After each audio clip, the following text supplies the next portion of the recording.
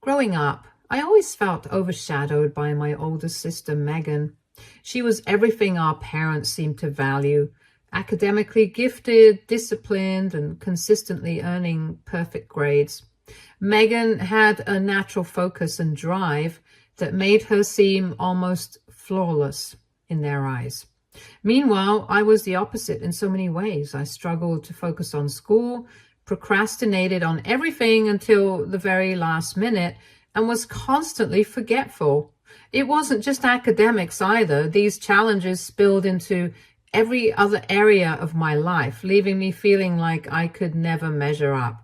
I didn't understand why I was the way I was. And honestly, I just thought I was lazy or incapable. It wasn't until much later in life that everything finally clicked for me. I had ADHD. The diagnosis was a revelation. Suddenly, all the struggles and frustrations from my childhood made sense. Every symptom I'd wrestled with, from my inability to concentrate to my chronic procrastination, fit perfectly into the ADHD framework. With the help of medication and other tools, I've been able to turn my life around and approach things with a sense of control I never knew was possible. But back then, as a child, there was no diagnosis, no understanding, and no support. All my parents saw were my shortcomings. For context, my parents are both incredibly accomplished individuals. They're high-achieving academics, widely respected in their fields, and they hold prestigious positions at work. Naturally, they expected the same level of excellence from their children. They wanted Megan and me to be the most successful people in any room. Megan, of course, lived up to those expectations effortlessly. I, however, was the troublesome child. In their eyes, I wasn't working hard enough, wasn't disciplined enough, and wasn't good enough. They frequently compared me to Megan, their golden child, which only deepened the divide between me and my sister. Those comparisons hurt more than they likely realized, making me feel like there was something fundamentally wrong with me just because I was different from her. Megan didn't make my childhood any easier either, because we studied at the same school. It often felt like I could never escape her shadow or her judgment. If I didn't finish my assignments on time or got into any kind of trouble at school, she would yell at me. She'd go on about how embarrassed she was to have a loser sibling like me. Those words cut deep, especially when they came from someone I was supposed to look up to. At home, Megan would tattle on me to our parents for the smallest things, like hanging out with my friends instead of studying. She was constantly looking for ways to prove to our parents that she was the better child. I think part of it stemmed from the fact that, unlike me, Megan didn't have any friends. She was a classic know-it-all, always acting superior to everyone else and ready to pounce on anyone who made the slightest mistake. Unsurprisingly, people didn't like her. She isolated herself, and instead of being introspective about why she doubled down on her condescending attitude, despite her flaws, my parents absolutely adored her. They never once called her out for her behavior or encouraged her to be kinder or more humble. Instead, they celebrated her as if she could do no wrong. They bragged about Megan constantly, at family gatherings, at work, to neighbors, to anyone who would listen. Every year they threw these extravagant birthday parties for her, complete with fancy decorations, guests, and expensive gifts. They made it clear they felt Megan deserved to be celebrated because, in their words, she was the one good thing to come out of their marriage. Can you even imagine hearing your parents say that about your sibling, as if you're nothing in comparison? Meanwhile, my birthdays were almost an afterthought. There were no parties, no excitement. Every year I received the same predictable gift, books. And not the fun, imaginative kind of books that kids might actually enjoy. They were always educational books, the kind that screamed, You need to work harder. When my sister graduated from college, it was a monumental moment for my family. She got into one of the top universities in the country, and my parents were absolutely over the moon. They couldn't stop talking about her achievements, boasting to anyone who would listen about how proud they were of her. 2 years later, when it was my turn to graduate, the situation couldn't have been more different. I didn't get into a prestigious university like Megan. Instead, I got accepted into an average university compared to hers, one that didn't hold the same weight or prestige in the eyes of my parents.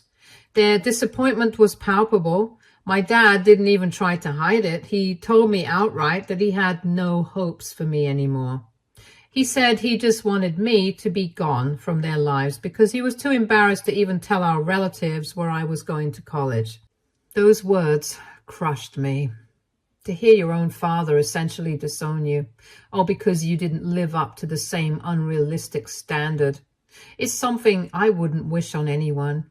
My parents called me the black sheep of the family, saying they regretted having me and that raising me had been a waste of their time and resources. Megan also made it clear that she felt disgusted by the idea of me attending the college I had chosen. She told me that even though she didn't expect me to reach her level of academic excellence, I should have at least tried harder. Her words stung. To them, my best was never good enough. I was so hurt by their words and their attitude that I made the decision then and there. If they truly felt this way about me, if they genuinely believed I wasn't worth their time or love, then I would do them a favor and cut them off. I wasn't going to stay in an environment that only tore me down. I promised myself that I would carve out my own path, no matter how hard it might be, and that I wouldn't look back. Going to college was a whole new chapter for me, but it came with its own challenges. I had to take out an education loan just to afford it, and I also picked up a part-time job to support myself. Balancing work, studies, and managing my ADHD was incredibly difficult. There were moments when I felt like giving up, but I didn't. For the first time, I was surrounded by people who believed in me, friends who were supportive and encouraging, who saw my potential instead of my flaws.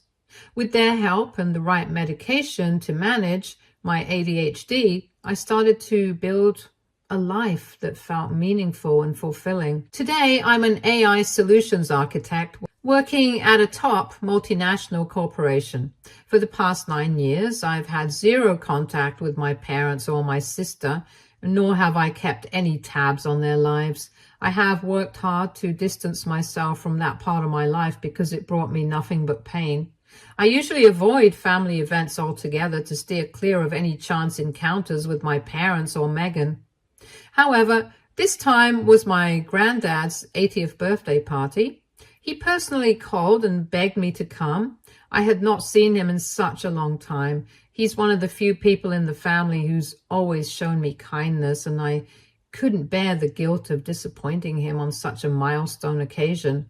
Against my better judgment, I decided to go. When I arrived at the party, I noticed that my parents were already there. I had expected this, of course, but seeing them in person after so many years still stirred up old emotions I wasn't entirely prepared for. Despite what I felt, I reminded myself why I was there. This was about my granddad's birthday. I went to greet my granddad discreetly and gave him a hug and spent the rest of the time saying hello to everybody else, exchanging polite words and smiles with family members who were genuinely surprised and happy to see me. Many of them hadn't seen me in nearly a decade, so they were excited to catch up. But then my parents spotted me. I caught the look on their faces, stunned as if they couldn't believe I was standing there. Almost immediately, my dad approached me, his expression unreadable, and asked me if he could have a word with me privately. I nodded. So he then guided me away from the rest of the party, leading us to a more private corner of the venue, away from the wondering eyes of the guests. From the very start of the conversation, my parents made it crystal clear that they weren't happy to see me. There was no attempt at pleasantries or even the faintest hint of reconciliation. My dad's first question was blunt and cold. "What are you doing here?" I calmly explained that I had come at my granddad's request and that he had personally asked me to attend his 80th birthday celebration, and I just couldn't ignore him. My mom wasn't satisfied with this explanation. She immediately wanted to know why I had never bothered to attend any of my granddad's previous birthday parties or other family events for that matter, yet had suddenly decided to show up now. Mom taunted me, questioning if coming here for Granddad was just an excuse. She asked if I had finally come to my senses and if I was looking for an opportunity to reconnect with them after all these years. Her words infuriated me, but I kept my composure. I told them firmly and clearly that I did not want to reconnect with them in any way. It's not like I needed their permission to attend my own granddad's party. If they hated my presence here so much, they could simply go back to ignoring me and leave me alone to mingle with others. However, Mom argued that they wished they could ignore me, but that people would then start asking questions to them. She told me that I should have at least given them a heads up so they could have been better prepared to answer questions about me. Honestly, she was acting like I had committed a crime or something. I told her that if anyone asked, they could simply tell them that I was doing very well in life, that I had built a successful career and a very supportive partner. Hearing this, my dad scoffed and said, "Do you honestly expect us to believe that you have a successful career? You didn't even graduate from a decent college, for goodness sake." I felt a rush of anger building inside me. I had built my career from the ground up, overcoming so many obstacles, and yet here he was, dismissing everything I'd achieved with a single sentence. Before I could argue with him, my dad pointed to the door and coldly said, "You should leave. People can't know you're still a failure." I was stunned. Who did they think they were, to ask me to leave a party that wasn't even about them? How could they still treat me like this? They were so obsessed with protecting their image and acting holier than thou in front of others.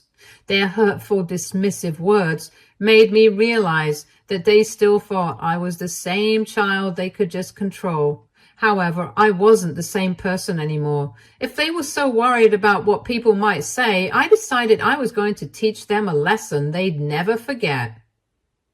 Without a second thought, I pushed past them and walked back to where the rest of the guests were gathered. My granddad noticed immediately that something was off with me and came over to check on me. I didn't hold back. I told him everything. I told him what my parents had said to me, how they'd tried to kick me out, and how they were still so ashamed of me that they didn't want anyone to know I was even here. Hearing this, my granddad was livid. He assured me that my parents had no right to treat me that way, let alone try to ruin his birthday by causing such drama. He said he'd speak to them on my behalf, but I told him it wouldn't make a difference. What we needed to do was bring the truth to light, publicly.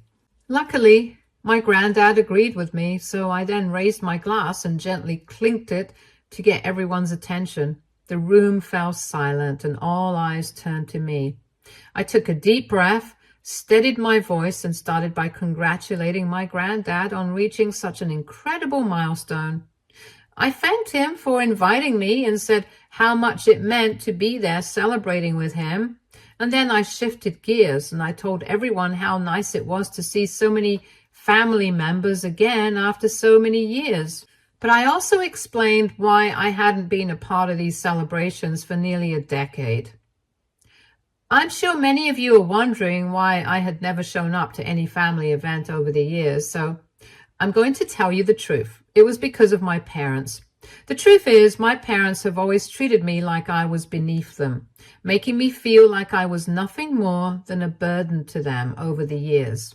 I laid it all out. I told them how my parents had ostracized me and made me feel like I wasn't good enough, and how they had labeled me a failure all my life simply because I hadn't lived up to their impossible expectations. I shared how I had paid my own way through college by taking out loans and working part-time jobs without any support from my parents. I made it clear that while I had worked hard to build a life for myself, they had not once reached out to check on me. The room was dead silent as I spoke. Some people exchanged uncomfortable glances while others stared at my parents, who looked absolutely mortified. My mom's face was white as I was talking, while my dad looked furious. I didn't just stop there. I shared how throughout my entire childhood, my parents had favored Megan, showering her with love, attention, and opportunities while labeling me the black sheep of the family. I explained how their constant comparisons and harsh treatment had alienated me, how they dismissed my struggles with ADHD as laziness, and how they never once tried to understand or support me. I went on to say that now that I was an adult, successful in my own right, I had no expectation that my parents would suddenly embrace me. However, I certainly didn't anticipate that they would go so far as to scold me for attending my own granddad's birthday party, a party I was invited to by the guest of honor himself. It was absurd and hurtful, and I wanted everyone to know just how ridiculous their behavior was. So, for all those years when I wasn't at family events, I wasn't being rude or distant. I was protecting myself. I was trying to heal from years of emotional wounds. However, today, when I showed up here for the sake of my granddad, my parents wanted to kick me out. They keep saying that they don't want to answer any questions about me as it makes them feel ashamed about who I am. So this is why I wanted to address this here in front of all of you for once and for all. I'm done hiding. I'm done allowing them to make me feel like I'm the problem. From now on, I'll be attending every family event, regardless of whether my parents like it or not. As I finished my speech, my granddad and some of my cousins started to cheer on me. They then came over to give me a hug, showing their support. My parents, on the other hand, seemed frozen in place, unable to come up with any defense for their actions now that the truth was in the open. For so long, they had controlled the narrative, but now everyone could see the reality of who they were and how they had treated me. After that, my parents quickly left, clearly embarrassed, while I stayed behind enjoying the rest of the party by spending time with my cousins and other close relatives. In the days that followed this incident, several relatives had reached out to me, expressing their support and commending me for speaking my truth. Some say it took real courage for me to stand up for myself and call out the unfair treatment I had endured from my parents for so long.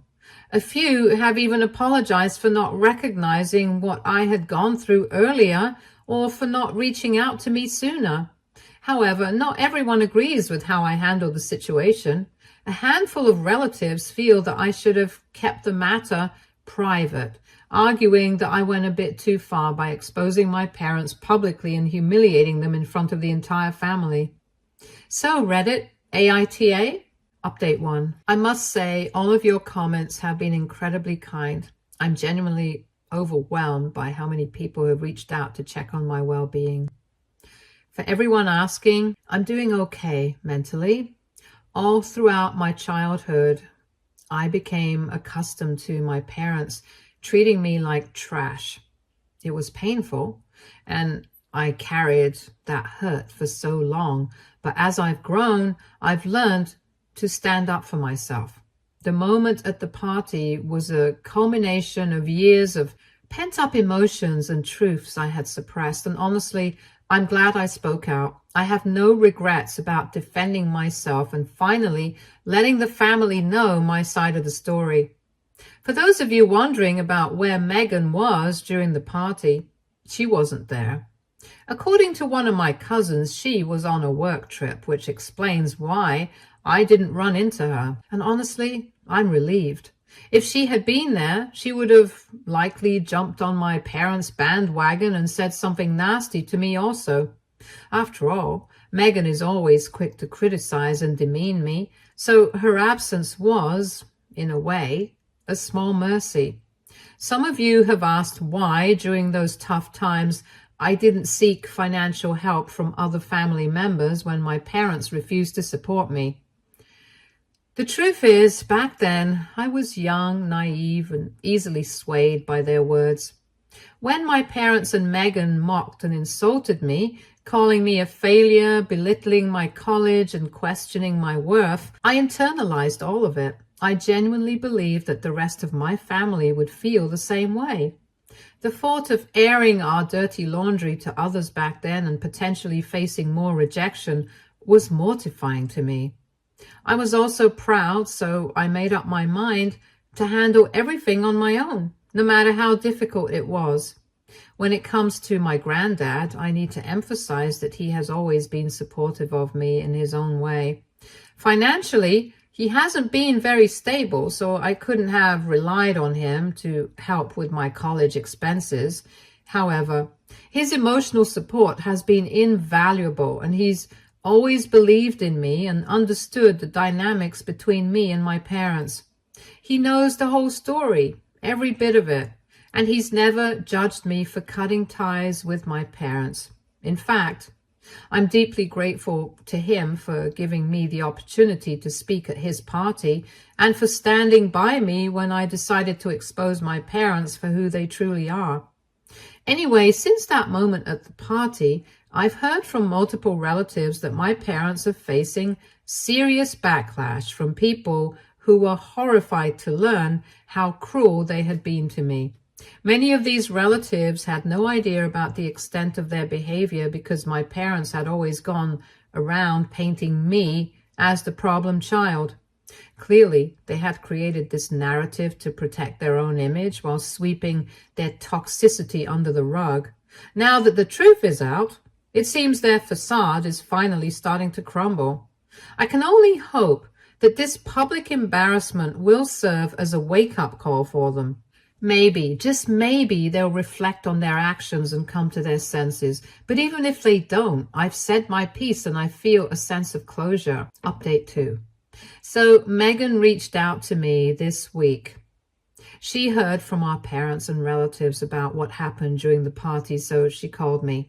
As soon as I picked up the phone, she started yelling at me, furious about what had happened, so she couldn't believe that I had the audacity to expose our parents publicly. She claimed that I was only doing this to cause drama and that my actions were selfish. According to her, I had no right to air our family's dirty laundry in front of everyone, especially when my parents had spent years trying to move on and live their lives without me. She kept going on about how I was ruining the fragile peace that had been established and that I should just let it go and move on instead of dredging up the past.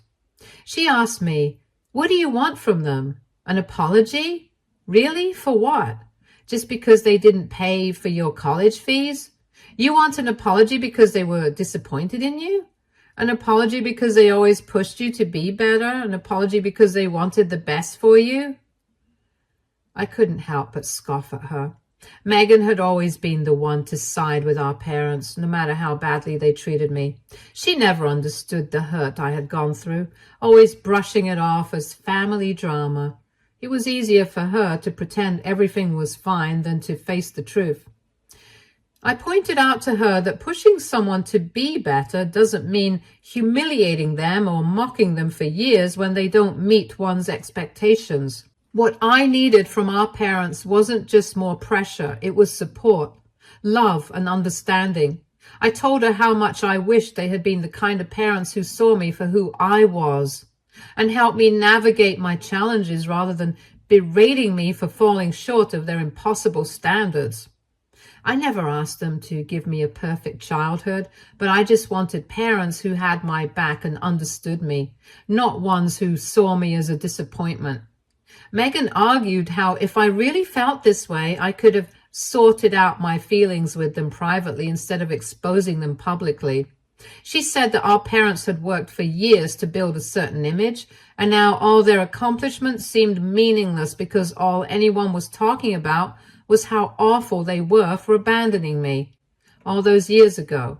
She asked if it had really been worth it, suggesting that I was just bitter because they were right all along and implying that maybe I hadn't accomplished anything in my life, which is why I was coming after our parents after so long.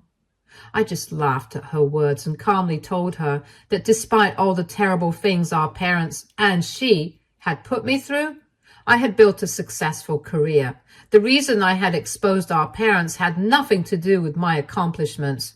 It was about finally taking control of my own narrative after years of being silenced and dismissed. I had been cast aside and treated like I was the problem. But the truth was, I had been the one who had been wronged. So exposing them wasn't about showing off how far I'd come or making them look bad. It was about standing up for myself, about letting people know what had really been happening behind closed doors. Megan didn't back down and continued to argue with me that I needed to issue a public apology for the sake of our parents' reputation, but I cut her off. I told her bluntly that I would never do something like that. Why would I apologize to them when I am the victim? I told Megan that she needed to get her head out of the hole she had buried it in and stop defending people who had treated me like trash for my entire life. Just to frustrate my sister even more, I told her that from now on, I would be attending every single family event, no matter how much it bothered her or our parents. If they dared to confront me again, I would keep exposing them. Why should I let their toxic behavior control my connections with the rest of the family? I had every right to see my relatives and to form connections with my family members. My sister claimed I was only doing this to make our parents' lives miserable, and demanded that I go back to not being in contact with anyone, just like I had during all these years. I sighed in exasperation.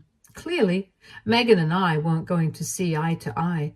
So I told her to stay in her lane from that point forward and to mind her own business. I wasn't going to tolerate any more of her attempts to defend our parents or make excuses for their behavior. I then ended our conversation and blocked her number. After all, I didn't owe her anything anymore. No explanations, no apologies. Update 3. I just wanted to quickly update a few things that have happened in the last 4 months. To begin with, I've made a conscious effort to be more involved in my family life. I make it a point to attend all our family gatherings, whether they're big events like birthdays or anniversaries or even smaller, casual get-togethers. Beyond that, I've also been spending more time with my granddad, making sure to visit him regularly and check in on how he's doing. Additionally, I've been hanging out with my cousins more often. Whenever we come up with plans, whether it's just grabbing food, watching a movie, or spending time together doing something fun, I make it a priority to join in. It's been great to strengthen those bonds and create new memories with them. Last month, my mom apologized to me after all this time. It was a big moment for me. Since both my mom and dad are blocked on my phone, she reached out via email. She shared that she had been going to therapy and spending a lot of time reflecting on the past. She admitted that she and my dad had, in some ways, favored my sister over me and tried to justify it by saying that because she and dad grew up in strict, academically focused families, they had always expected me and Megan to meet the same high standards. She went on to say that after I had spoken up for myself during my granddad's party and revealed that I had ADHD, it was a turning point for her. She admitted to doing her own research afterward and came to realize that I really did have ADHD. She confessed to feeling guilty for not recognizing the signs earlier and for failing to support me as a child when I needed it most. In the email, she also wrote how she had been quietly following my career over the past few months through LinkedIn. She said she was really proud of the things I've accomplished. She also mentioned my dad at the end of the message. While she said he's aware of my achievements too, she acknowledged that he's a very proud man and will probably need a little bit of time before he's ready to come around and offer his own apology.